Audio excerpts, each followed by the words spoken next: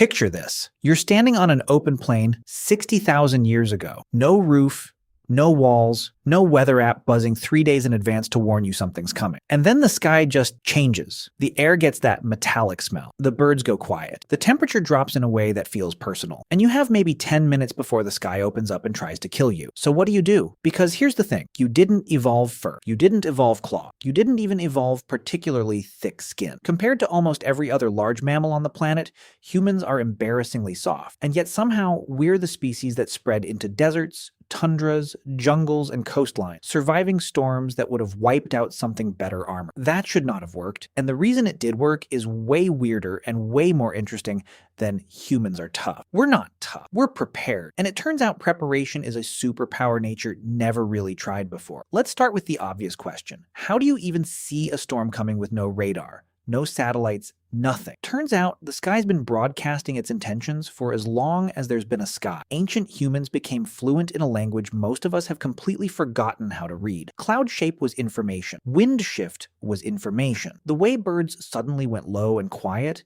the way certain insects vanished, the strange stillness right before a big system rolled in, all of it got logged mentally, generation after generation, into something you could almost call an oral weather database. And this wasn't guesswork, it was closer to an apprenticeship. Elders passed storm knowledge down the same way you'd pass down a family recipe, except getting the recipe wrong didn't ruin dinner. It could end your life or your entire group's life if you read the sky wrong at the wrong moment. So the knowledge that survived wasn't the knowledge that sounded impressive. It was the knowledge that actually worked, refined over thousands of years by the harshest editor imaginable, reality. Here's where it gets kind of unsettling, actually. Some anthropologists think this is part of why early humans got so good at storytelling in the first place. A vague warning like, storms happen sometimes, doesn't stick in anyone's memory. But a story, a dramatic, specific, slightly terrifying story about the time the sky turned green and swallowed a hunting party, that sticks. That gets repeated around a fire 50 years later, word for word, because fear is an incredible memory glue.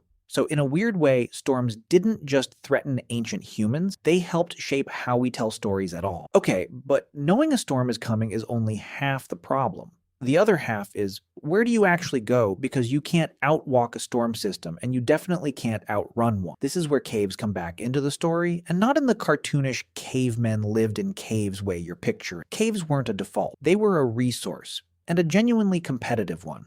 Archaeologists have found the same rock shelters and overhangs reused for shelter across thousands of years by completely different groups who never met each other. Same cave, same angle against the wind, same dry floor. It's basically a Paleolithic Airbnb with suspiciously consistent 5-star reviews, except instead of a host, it's just geology, doing its job well. But most of the time, there wasn't a convenient cave sitting around waiting. So people built fast, lean-tos made of branches and hide, angled deliberately so wind would slide over them instead of slamming into them. Which, by the way, is the exact same principle modern engineers use when designing aerodynamic buildings, except they've got wind tunnels, and we had trial, error, and a genuinely brutal amount of dead end. Some groups took it a step further and dug shallow pits, then covered them with hides stretched over sturdy frames, sometimes literally using mammoth bones as structural supports, because when you've got a 12-foot rib cage lying around, why wouldn't you use it as a tent pole? It's basically the original pop-up shelter. Next time your umbrella flips inside out in the wind,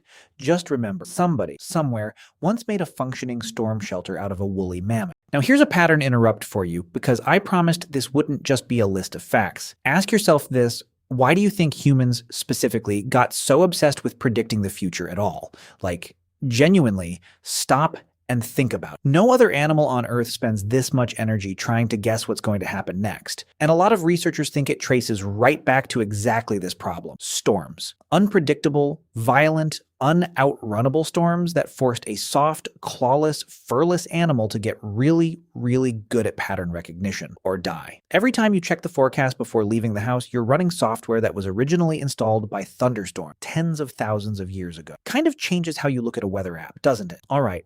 Let's go somewhere slightly darker for a second, because surviving the physical storm wasn't actually the end of the problem. There was a second storm, a psychological. Imagine living through an event with no scientific explanation whatsoever. No fronts, no pressure systems, no jet stream, just sudden, violent, seemingly random chaos falling out of the sky. If you don't have physics, you fill that gap with something else. And what ancient humans filled it with, almost everywhere, independently across completely disconnected cultures, was meaning. Storms became God. Thunder became a voice. Lightning became a weapon, thrown by something enormous and usually annoyed. Which sounds primitive until you realize, that belief wasn't just decoration. It did actual work.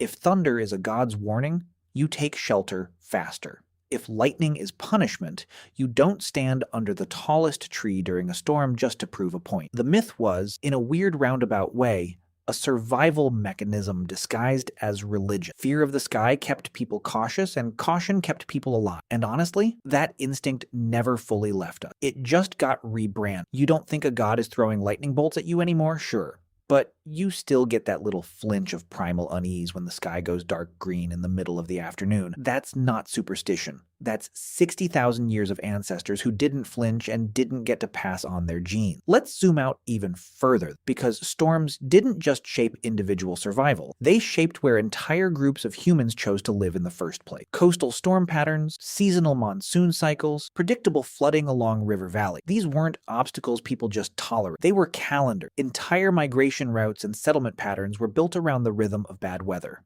Because if you know a storm season is coming every year around the same time, you stop treating it as a disaster and start treating it as a scheduling problem. Move to higher ground before the rain. Store food before the winds pick up. Time the harvest around the last dry stretch. That's not primitive behavior.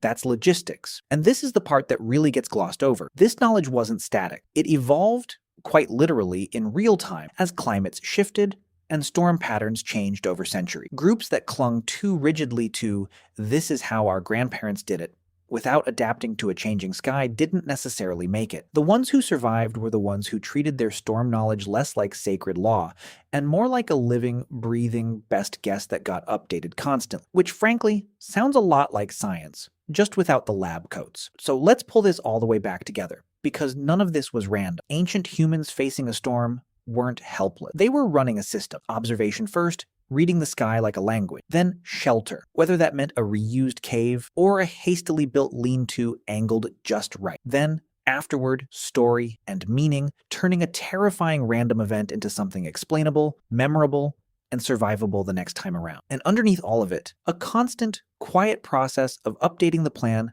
as the sky itself kept changing. And here's the thing that gets me most. That entire system, observe, shelter, explain, adapt, is still exactly what you do today. You just traded sky reading for a radar app on your phone. You traded the reused cave for a basement, or at best an interior hallway away from windows. You traded storm gods for actual meteorology, which, let's be honest, still gets it wrong often enough that maybe our ancestors weren't that far off trusting the birds instead. And you're still, whether you realize it or not, updating your own mental storm playbook every single time a forecast surprises you. Same sky, same fear, buried somewhere in the back of your brain whether you like it or not. Just a very different set of tools standing between you and the storm. And maybe that's the real twist here. We like to imagine ancient humans as helpless against nature, just waiting around to get destroyed by the weather, but the truth is almost the opposite. Every single time you check a forecast, duck into shelter, or feel that instinctive unease when the sky turns strange, you're not doing something new, you're doing something ancient. You're running a survival program that's been quietly passed down, storm after storm, for tens of thousands of years. You just don't usually stop to notice it's still running.